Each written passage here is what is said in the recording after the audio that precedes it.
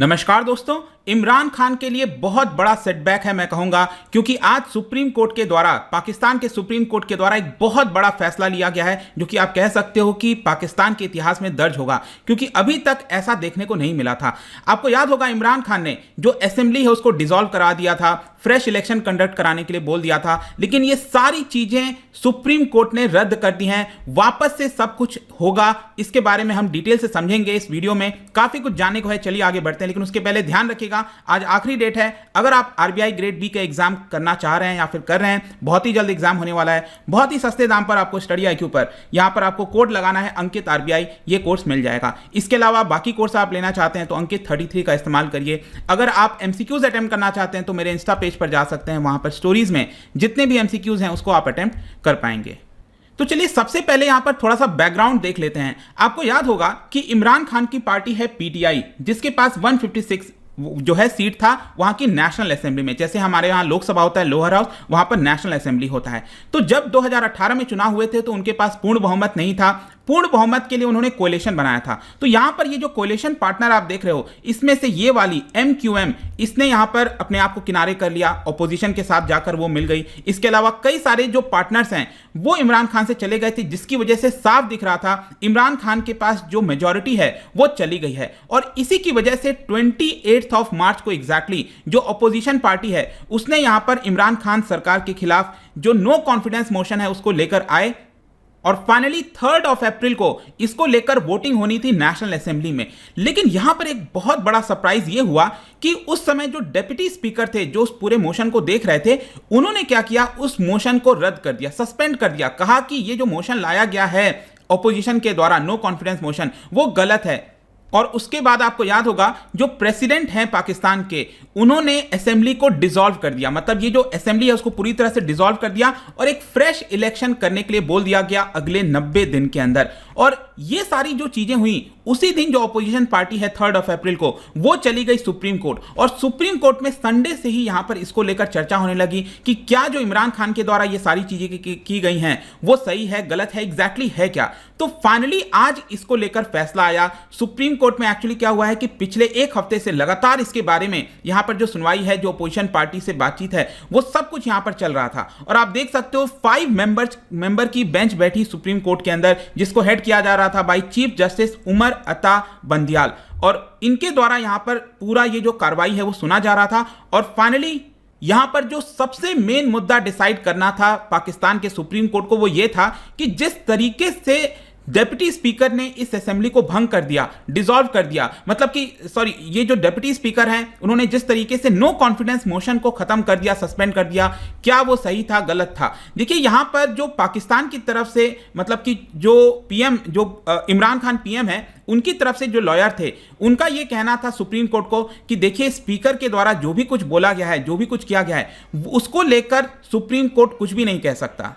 ये national assembly का internal matter है। आपने भी सुना होगा, हमारे देश में भी कुछ वैसा ही होता है कि पार्लियामेंट के अंदर जो भी चीजें चल रही होती हैं वो पार्लियामेंट में ही रहती हैं, उसको लेकर सुप्रीम कोर्ट क्वेश्चन नहीं कर सकता। लेकिन चीफ जस्टिस का यह कहना था कि नहीं, देखिए आप जो भी कुछ कर रहे हो पार्लियामेंट में वो ठीक है, लेकिन अगर पार्लियामेंट में कोई चीज गलत हो रहा है, जो संविधान के खिलाफ जा रहा है, उसको लेकर हम यहां पर कार्रवाई कर सकते हैं, डिसीजन ले सकते हैं। और चीफ जस्टिस ने यह कहा कि यहां पर कहीं ना कहीं ऐसा लग रहा है, देखो आज सुबह क्या हुआ ना, आज सुबह ही चीफ जस्टिस के द्वारा बोल दिया गया था कि प्राइमा फेसाई, मतलब बाहर से देखने में कहीं ना कहीं लग रहा है कि आर्टिकल 95 का वॉयलेशन हुआ है। आर्टिकल 95 यह कहता है कि एक बार अगर नो कॉन्फिडेंस मोशन आ गया असेंबली के अंदर तो उसको लेकर वोटिंग होनी चाहिए, एटलीस्ट 7 डेज के अंदर अंदर वो वोटिंग हो जानी चाहिए। लेकिन क्योंकि यहां पर जो डेप्यूटी स्पीकर हैं उन्होंने नो कॉन्फिडेंस मोशन को ही खत्म कर दिया, ये कहते हुए कि फॉरेन कॉन्स्पिरेसी है, ये चीजें हैं, इसको लेकर सुप्रीम कोर्ट कहीं ना कहीं खुश नहीं था। जो ऑपोजिशन पार्टी है, जो लीडर ऑफ ऑपोजिशन है शाहबाज शरीफ, उनका यही कहना था कि अगर सुप्रीम कोर्ट का फैसला आता है उनके पक्ष में तो यहां पर वापस से नेशनल असेंबली को स्टार्ट करना चाहिए, और जो नो कॉन्फिडेंस मोशन है उसको यहां पर वापस दिलाना चाहिए ताकि इमरान खान को हम हटा सकें। तो और इसके अलावा एक और इंपॉर्टेंट चीज मैं आपको बताता हूं कि आपने देखा होगा इमरान खान के द्वारा अनाउंस किया गया कि पाकिस्तान के अंदर जो इलेक्शन है वो 90 दिन के अंदर हो जाएंगे, लेकिन आज पाकिस्तान के जो इलेक्शन कमिश्नर हैं उनको सुप्रीम कोर्ट के द्वारा बुलाया गया और उनसे पूछा गया क्या ये पॉसिबल है, क्या आप ये इलेक्शन कंडक्ट करा सकते हो। तो देखिए अभी अभी जस्ट एक खबर आई है, जब मैं ये वीडियो बना रहा था उसके पहले, कि इलेक्शन कमिश्नर ने वहां के बोला है सुप्रीम कोर्ट से कि एटलीस्ट 6 से 7 महीने में हमें लग जाएंगे, क्योंकि डीलिमिटेशन कराना है, नेशन वाइड इलेक्शन कराना है, तो 6 से 7 महीने के पहले हम इलेक्शन कंडक्ट नहीं करा सकते। मतलब कि इमरान खान का ये जो कहना था 90 दिन के अंदर इलेक्शन हो जाएगा, वो भी कहीं ना कहीं सही नहीं था। तो फाइनली ये जो पूरा सब कुछ हुआ, सुबह से ये सारी चीजें चल रही थी। इनफैक्ट यहां पर आप ये तस्वीरें देख सकते हो, काफी ज्यादा बंदोबस्त किया गया था सिक्योरिटी का ताकि कोई प्रॉब्लम ना हो। और फाइनली आप देख पाओगे यहां पर सुप्रीम कोर्ट का फैसला आ गया। देखो इसमें 3 चीजें आपको ध्यान रखना है। सबसे पहला, जो डिप्टी स्पीकर का डिसीजन था नेशनल असेंबली को भंग करने का, जो नो कॉन्फिडेंस मोशन है उसको डिसमिस करने का, ऑपोजिशन के द्वारा जो नो कॉन्फिडेंस मोशन लाया गया था उसको जिस प्रकार से डिसमिस किया है डिप्टी स्पीकर ने, वो अनकॉन्स्टिट्यूशनल है, सबसे पहला चीज। दूसरा, प्रेसिडेंट के द्वारा जो नेशनल असेंबली को डिसॉल्व कर दिया गया वो भी यहां पर गलत था।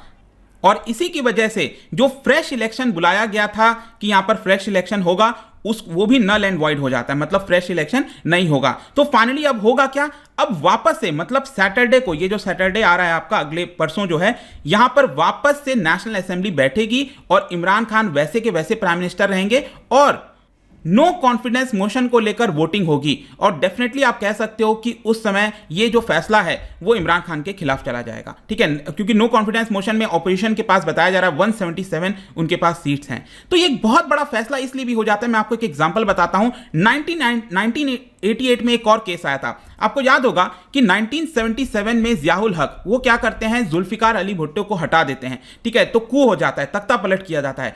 फाइनली जाकर 1985 में क्या करते हैं, जियाउल हक वो मोहम्मद खान जुनैजो को यहां पर प्राइम मिनिस्टर बना देते हैं, लेकिन उन दोनों में आपस में भी अनबन हो जाता है। और 1988 में क्या होता है कि जियाउल हक जो असेंबली होती है उसको भंग कर देते हैं, डिसॉल्व कर देते हैं, जिसको लेकर जो प्राइम मिनिस्टर थे मोहम्मद खान जुनैजो वो चले जाते हैं सुप्रीम कोर्ट, और सुप्रीम कोर्ट में कहते हैं कि जिस तरीके से जियाउल हक के द्वारा यहां पर असेंबली को डिसॉल्व किया गया है वो गलत है। तो सुप्रीम कोर्ट ने उस समय भी यह कहा था कि हां ये गलत है, लेकिन सुप्रीम कोर्ट ने उस समय यह कहा था कि क्योंकि इलेक्शन पहले बुला दिया गया है तो क्यों ना इलेक्शन करा लिया जाए। मतलब कि सुप्रीम कोर्ट मान रहा था इस बात को कि ये गलत हुआ है जो डिसॉल्व किया गया है, लेकिन इलेक्शन क्योंकि बोल दिया गया था इलेक्शन कंडक्ट होगा तो इसको कंडक्ट करा देते हैं। तो ये 1988 में हुआ था। तो कहीं ना कहीं ऐसा ही लग रहा था कि आज भी कहीं वही ना हो जाए कि सुप्रीम कोर्ट ये बोल दे कि हाँ इमरान खान ने जो किया है गलत है लेकिन इलेक्शन करा देते हैं, लेकिन ऐसा नहीं हुआ। जैसा मैंने आपको बताया सुप्रीम कोर्ट ने कहा है कि नहीं, जैसे सब कुछ पहले चीजें थी वैसा ही होगा। इमरान खान के द्वारा जो भी डिसीजन लिया गया है 3-4 चीजें